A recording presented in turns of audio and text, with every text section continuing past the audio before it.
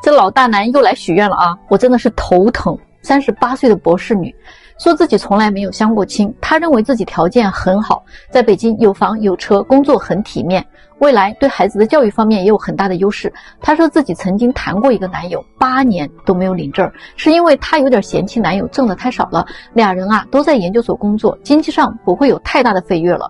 而且性格上自己也有点强势，总是吵架，不管对错她都从不低头，直到男友劈腿提出分手，她才有点警觉到自己是不是做错了什么，但是已经晚了。所以她现在希望找一位气质儒雅、事业有成的男士，经济条件一定得好，至少要100万以上的收入。反正我听完了以后啊，我就跟她说，你找不到这样的，你的想法太理想了，你跟人家90后的女生想法一样，你拿什么跟年轻的姑娘去竞争？但是她很固执啊，她跟我说，你就按照我说的这样的帮我找找吧。我说我找不了，人家年入100万的男士啊，都找90后，连见个面的机会可能都不会给你，你这不是为难我吗？哎呀，你这钱我挣不了，你可以去别处看看，我真的是拜托了啊。我不是观世音菩萨，也不是许愿池的那位啊，我只是一个牵线说媒的人，也不是神仙。我这里呢，也不是你花了钱就能买个优质商品回去的地方。我再一次强调一下，35岁以上的女生，不管你未婚还是离异，你们想找一个年薪100万的男人，几乎是不可能的了。今天我就把这话撂在这儿啊，不要跟我说什么，虽然我35岁了，但是我看起来只有25岁这种话。你保养的再好，那手感能一样吗？我也是女人，我真的没有必要非要攻击你们这个群体啊，但是你们能不能不要整天梦游？你承认自己年龄大了老了，有那么难吗？你找一个跟你收入差不多的男人好好过日子，有那么难吗？你都快奔40的人了，不知道谁给你的自信和勇气，动不动要找100万年薪的男人。我可以很负责任的告诉你啊，年薪100万的男人，不管他30岁40岁还是快50岁，他们啊大概率都只考虑30岁以下的女生，他们只是有钱，人家不是有病啊。你明不明白？能不能清醒点？我告诉你啊，女追男的时代啊，真的快来了。男生们再也不用做舔狗去追女生，还要买房子买车给彩礼，都免了。你知道为什么吗？最主要的原因就是现在跨国婚肯定要盛行起来了，有很多的俄罗斯、缅甸、泰国、韩国，甚至是日本的女人都会大量的涌入中国婚恋市场的。竞争对手啊太强大了，这呢也会导致大城市里边的大龄剩女啊会更加的难嫁，2、3线城市的一些条件一般的单身男人也很多机会了啊，可以娶妻生子了，不用考虑房子、车子和彩礼啊，条件啊差不多的都可以结婚。因为外国女生她不太讲那一套东西，外国的女生啊她更讲究你们精神上的和谐，而国内的女生呢更讲究物质上的满足和条件的匹配。那一个呢是真心的想过日子，那一个呢是条件的权衡。如果你是一个男人，你会怎么选呢？答案真的是不言而喻，对吧？那所以现在呢，这个男多女少的神话，那到那时候一定会被颠覆的。其实大家都知道，那适婚的单身男人是要比单身女人多出3000多万呢。这些光棍其实它是指的在偏远的农村，而不是指的在城市。在城市里，其实现状已经是女多男少，优质的男人啊那就更少。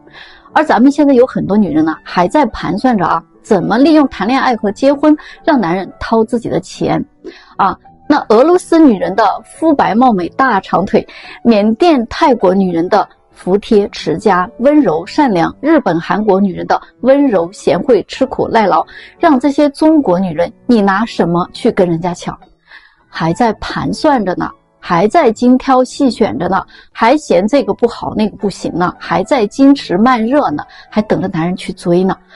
而中国的男人呢，又很会赚钱，也比较有责任感，又很会宠老婆，又舍得给自己的女人花钱，所以这些呢都是国外的女人非常想嫁给中国男人的。如果说国外的女生大批量进来之后啊，3000万光棍的格局一定会彻底被颠覆的。女生怎么可能嫁不出去呢？这样的论调也将不复存在了。相亲的时候，女生可能呀再也不会觉得我是在给男生一个追我的机会这种心态。那约会的时候，有可能啊还会轮到女生主动去买单，到时候啊北上广深这样的一线大城市的男女比例还会进一步扩大的。那样的话，女追男的时代真的就来了。男生们，你们期不期待这一天呢？你们看看啊，现在是不是这样？越来越低的结婚率和生育率标明，男生们真的是在动真格的了。他们现在不愿意追求女生，也不想结婚。有人说，现在国内的男生啊，正在进入一个自杀式的单身和报复性的不婚状态。男生们对女生的态度是这样的：你不是难追吗？那我就不追了，行不行？我宁愿单身一辈子，我也不做舔狗，看看谁活得更潇洒。你不是生育警告吗？那我直接不生了总行吧？我不愿意被人拿捏着，咱惹不起，咱还躲不起吗？咱未来养老院见，行吧？适婚男生他们现在正在企图用这种方式来回击当下扭曲的婚恋观，为将来啊制造出一个男女婚恋平等的年代。话说啊，现在有很多女生她真的是挺作的，谈恋爱要各种考验男生，测试男生，全过程她必须得是一个被付出的一方，各种节假日的礼物转账红包不说啊，自己连一点回馈的意思都不会有的，就是觉得理所当然的接受。他们的思想就是你不是要追求我吗？那就得拿出这些行动来，最后点不点头满不满意那当然得看我的心情。要说到结婚，那就更加变本加厉了，一个男人要把她娶回家呀，就得答应她各种条件，甚至还有他们家那些不合理的要求。要真的结婚了，人家说了，那我也是富养长大的小公主好吗？你不能让我做家务，再说我也不会啊。有的女生还不愿意生孩子，嫁过来就是从父母的宠溺中换成一个男人来宠溺，没有任何的成长。这些富养长大的女生最后基本都是这样一个结局。还有女权思想的洗脑，我们可以参考日本、韩国，他们曾经都发生过极端女权现象，导致他们的男生啊宁愿大量的单身也不愿意结婚了。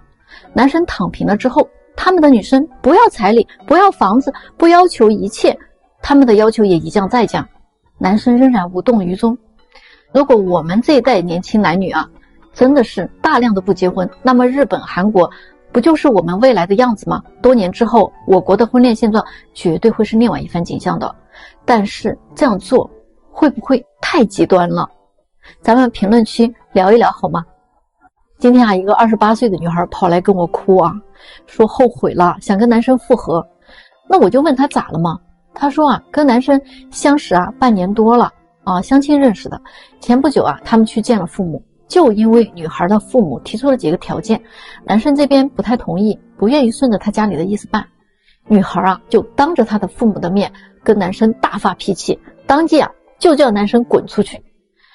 那他呢，从小全家就很宠，他说就是他不宠我，他不照顾我，父母提点要求他都觉得过分。我当时就是很生气。但是啊，这个男生离开之后啊，1个多月都没有再联系过他。那前2天呢，他就开始有点后悔了，跟几个朋友去酒吧玩啊，喝多了就直接啊奔男生住的地方去敲门。男生一听是他就不给他开，这个气急之下啊，女生啊就开始砸门了，一直啊闹到了邻居报警，直到警察来了，这事才算完事儿。但是啊，男生表示不会再跟他复合的，所以今天啊他就跑我这儿来了啊，想让我跟男生谈谈能不能重新在一起。你们说说，这样的女孩男生还会跟她复合吗？我就跟他说啊，假如一个3岁的孩子像你这样子，那我们会说这个小姑娘啊奶凶奶凶的挺好玩。假如一个17岁的女孩像你这个样子呀，我们也会说这小姑娘有点刁蛮任性，哎，也挺好玩的。但是如果一个27、8岁的成年人了还是这个样子的，那我只能说啊，姑娘你现在是在向一个泼妇靠近，已经不好玩了啊。它已经成了你身上的一个标签。28岁的女人如果此刻还呈现出这种状态，那我建议你啊，这一辈子最好是不要结婚，因为只有一个情绪稳定的女人才配走入婚姻，否则你将虐死别人一家子，知道吗？结果想不到啊，他居然跟我说，哎，我就是生气，我也没有恶意的，我就是想恶心恶心他。哎呀，姑娘啊，你是一个漂漂亮亮的人，那是什么东西才会恶心人呢？你是那个恶心人的东西吗？你把自己存在的意义和美好的青春时光全都花在了恶心别人这件事情上吗？你还说你没有恶意，你把自个儿看成什么了？把宠爱你的父母又看成什么了？不要在这种没事去喝酒啊！假如你酒后根本就控制不好自己言行的话，你就别喝，因为酒精又会把你点炸，那把你原本可控的一面彻底变得不可控了，这个太可怕了。你要好好检讨你自己。这个男孩你就别努力了，放过他和他的家人吧。他的父母是不会接受你这种性格的。你现在已经输了，知道吗？你输的连一点点的余地都没有，你还谈什么复合呢？你们觉得可能吗？现在的男生啊，他们出来相亲啊，已经达成了几条共识，你们知道吗？反正他们现在大家都在这么做啊。首先呢，相亲第一次出来见面啊，不会全部的消费都自己掏钱的，不管这个女生多漂亮，她有多喜欢，只要是遇到那种非要吃大餐、逛商场的女生啊，他们一定会想办法撤离现场的。第二条呢，交换联系方式之后，这种回消息特别慢的女生，比如说上午发消息，晚上才回，那这个呢，直接就会删除的。大家都很忙，行就行，不行就下一个呗。现在的男生每天工作也很忙啊，女生还希望他主动花时间跟你聊天，那人家也主动了，但是你呢，还要端着那个架子。他如果真的很会哄女生，他有这个功夫的话，他生活中不早就脱单了吗？所以女生啊，也想想啊，你们那些慢热呀、矜持啊，可能现在真的不太管用了。你不行，不主动，人家马上就换下一个了。第三条啊，两个人聊天聊了很长时间，但是这个女生啊，就是很难约不出来，约了3次都不出来，那直接就拉黑删除，谁也不想给谁做备胎的，没有那个功夫给你耗的。第4条就是约会了3次还不肯确定关系的，你约他他也不拒绝，送礼物他也收，虽然这样，但是人家就是不跟你推进关系啊，这种女人啊，赶紧删除。那明摆着就是把你当成了饭票啊，提款机，反正他自己又不吃亏，对吧？第5条，确定关系之后3个月还没有打算见父母的，果断分手。要知道你们都来相亲了，就别整那些复杂的东西，行就行，不行马上就下一个，没有必要浪费彼此宝贵的时间的，你说对不对？来我这儿的女生啊，最喜欢问的一句话就是，有没有条件好一点的呀？能不能给介绍一个有车有房有稳定工作的呢？如果是在私企的话，有年入100万的吗？或者他自己当老板的，那就更好啦。我跟你讲吧啊，这些女人啊，大部分都是来许愿的。当你给她几个满足她条件的资料看的时候，她又会说，哎呀，这个长相不是我喜欢的，一看照片就没感觉。行，那咱就再给她找几个她觉得长相在线的，并且也满足她有房有车的条件的。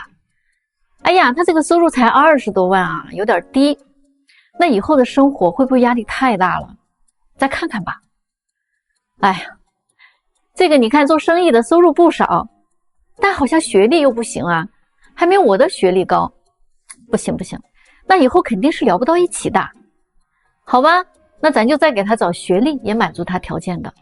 最后呢，终于找到了有车有房、学历高、长相好，甚至收入也很在线的男人。这个时候他又会给你来个神反转。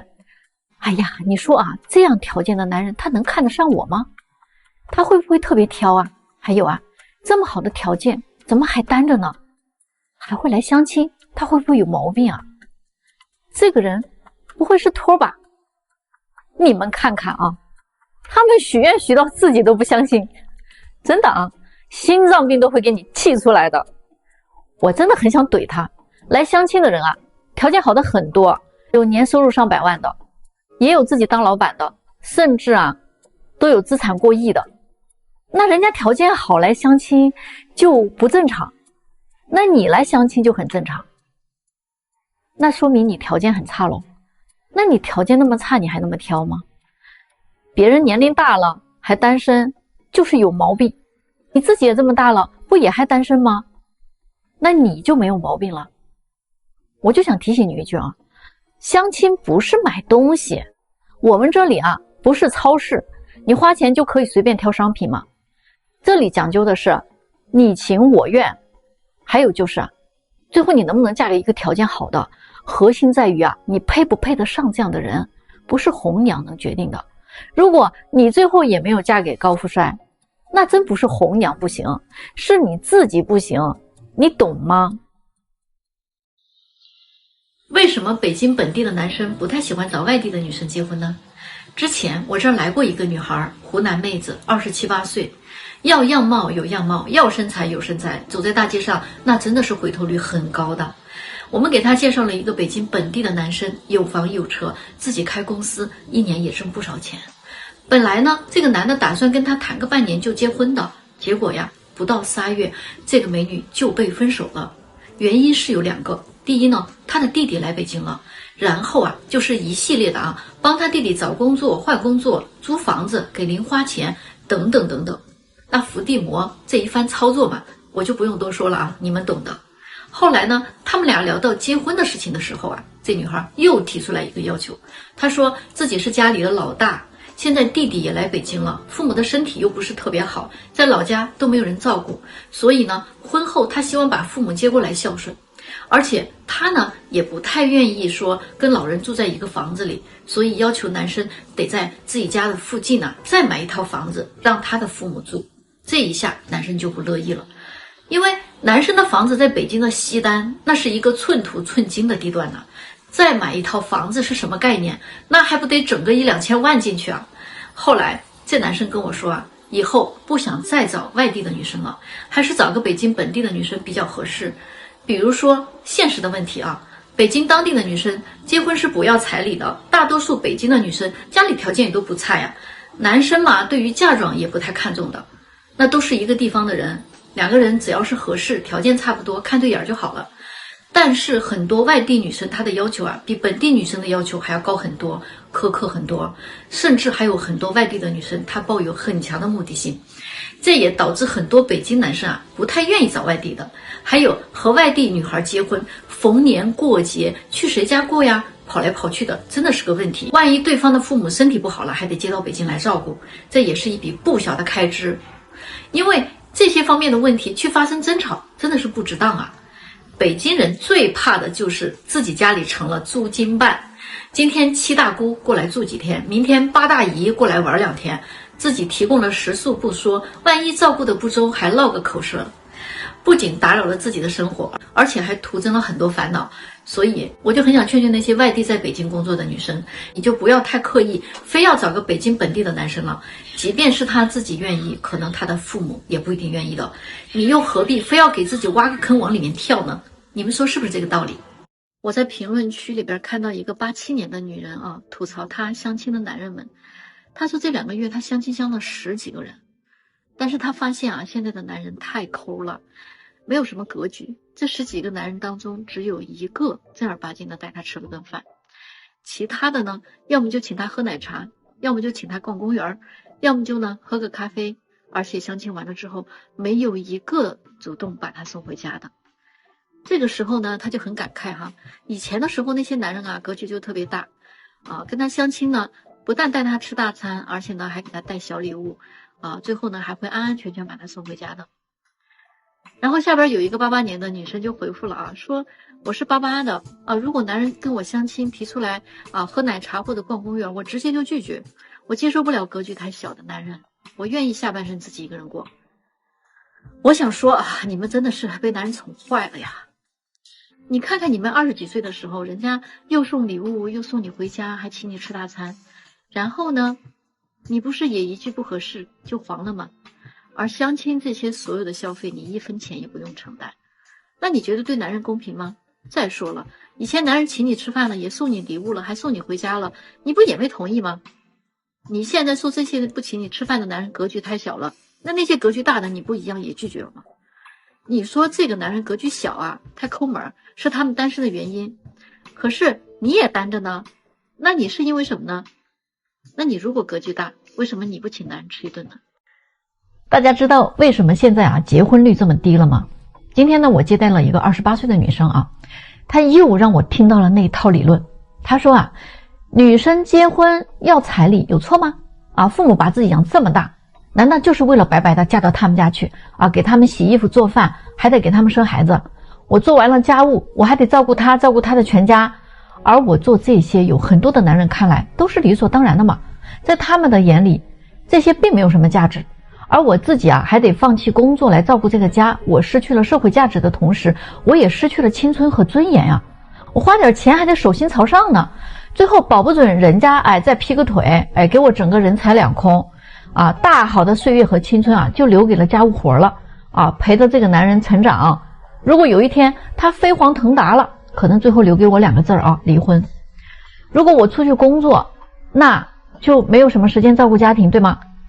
生活工作啊，双重的压力对于一个女人来说太难了。总之啊，我觉得女人太不容易了。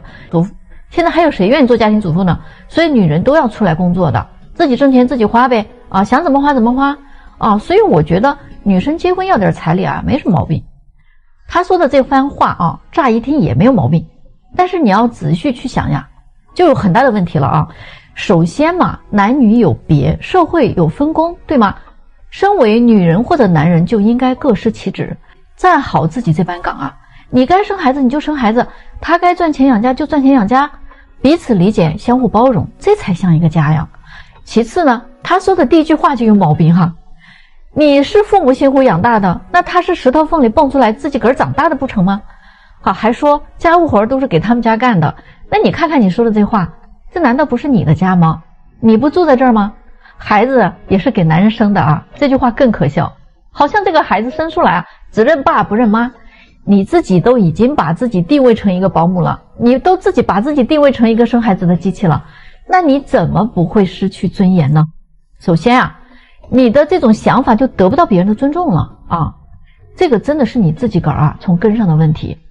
还有关于彩礼这件事啊，那就更搞笑了。你要知道啊，从你要彩礼的那一刻起，你就已经输了嘛。为什么呢？因为你在要啊，你在伸手啊，你是在用你自己跟钱做交易啊，所以不是别人把你物化了吗？是你自己把自己物化了呀，对吗？而且现在有很多人啊都没有搞明白，这个彩礼啊那是要跟嫁妆对等的，甚至嫁妆那是古时候啊嫁女儿的时候啊娘家人的实力的体现，而现在的人啊就只说彩礼啊，从不谈嫁妆，这个不就是买卖了吗？父母啊自己都这么认为，我这女儿啊养这么大了啊，得换点钱回来呀，不然养这么大不换个好价钱不是不划算吗？我也搞不明白啊，现在这些被演变出来的风俗真的是让人大跌眼镜。现在你们知道为什么马斯克他非要造机器人了吗？咱到评论区聊聊。